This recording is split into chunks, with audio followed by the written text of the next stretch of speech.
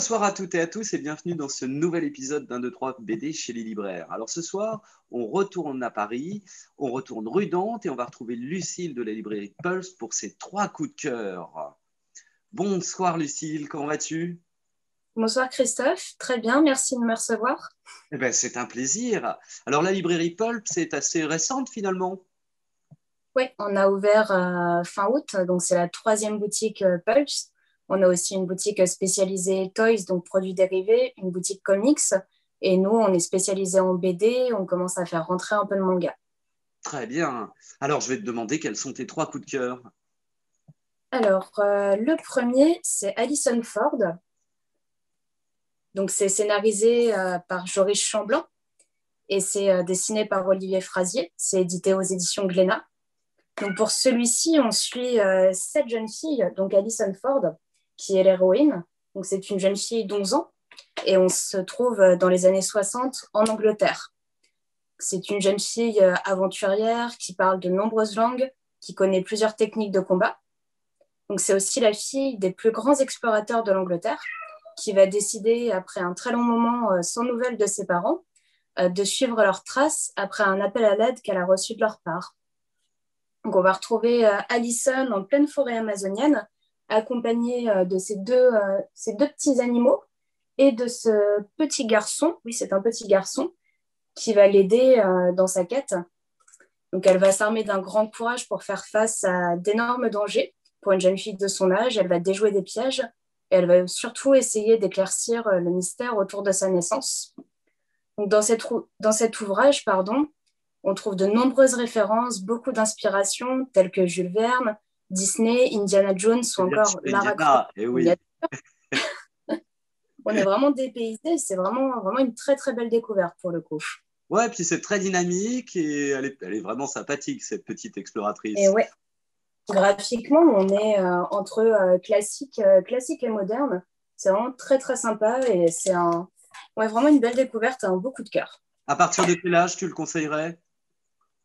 Une dizaine d'années, vraiment pour les jeunes enfants, les adolescents et les adultes. La preuve en est, c'est très sympa pour les adultes aussi. Ouais, ouais, j'ai trouvé ça très chouette. Alors, ton deuxième coup de cœur? Alors, mon deuxième coup de cœur, du coup, c'est L'or du bout du monde.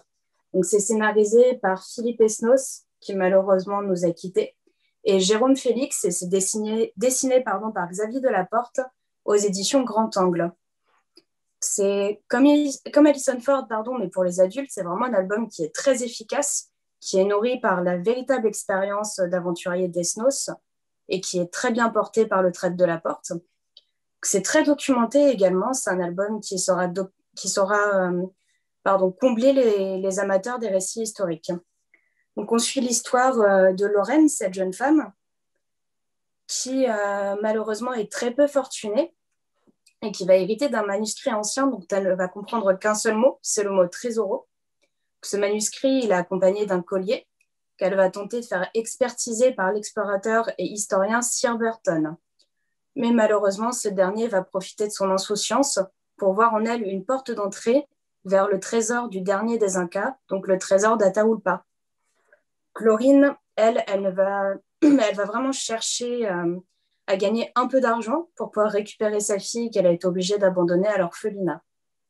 Donc Burton, donc lui, va partir à la conquête du trésor du dernier empereur et Laurine va le suivre et va se perdre dans les méandres de la forêt amazonienne. Donc là, graphiquement, on est vraiment dans quelque chose du coup de relativement classique, mais Ouais. c'est très efficace au niveau de la couleur.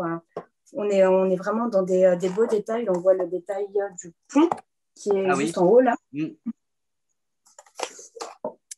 Et cet album a vraiment l'avantage d'être réellement documenté avec des pages biographiques de Philippe Esnos qui nous raconte ses aventures réelles et la manière dont ça a été utilisé pour pouvoir écrire l'album.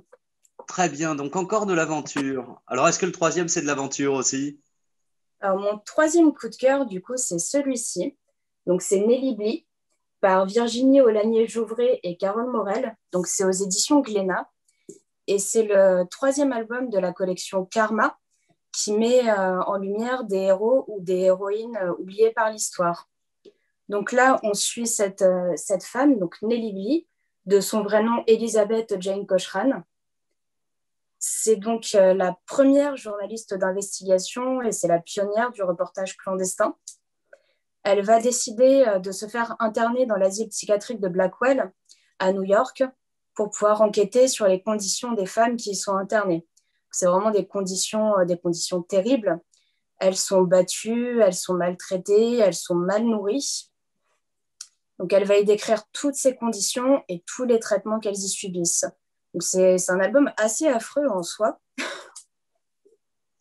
puisque une simple erreur de la part de ces femmes va suffire pour les désigner comme étant folles.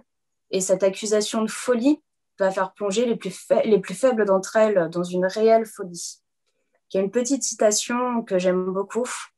À part la torture, qu'est-ce qui pourrait produire la folie plus rapidement que ce traitement? On est dans un univers vraiment glacial et même sadique. C'est une petite expérience de 10 jours, mais à travers laquelle Nellie Bly va mettre en lumière toutes ces oubliées qui sont tombées dans la pauvreté. C'est une biographie qui est très documentée, qui est vraiment illustrée avec brio et qui va conduire à s'interroger, malheureusement encore aujourd'hui en 2021, sur la place qui est accordée aux femmes dans la société. Oui, tout à fait. Un bel album de Carole Borel, là. Alors, il y avait déjà eu un album qui était sorti l'an dernier chez Steinkiss, hein, sur la vie de cette femme. Et on est encore un peu dans de l'aventure parce qu'après, elle fait tout un tour du monde et elle est un peu à l'origine du journalisme gonzo, en fin de compte. Oui, c'est vraiment... dans celui-ci, on a vraiment à la fin, on a aussi des pages documentaires qui permettent vraiment de se plonger dans la vie de cette femme, de tout ce qu'elle a fait pour les femmes et tout ce qu'elle a fait pour le journalisme également. Ouais. Super, 3 beaux albums. Donc, on invite les téléspectatrices et téléspectateurs à se précipiter à la librairie Pulse, rue Dante, pour venir découvrir ces albums. On les recevra avec très, très grand plaisir. Et puis venir chercher d'autres conseils, bien sûr. Lucille, je te remercie beaucoup. Et puis, à très bientôt alors. Merci beaucoup à toi, Christophe. À bientôt. Allez, au revoir. Salut.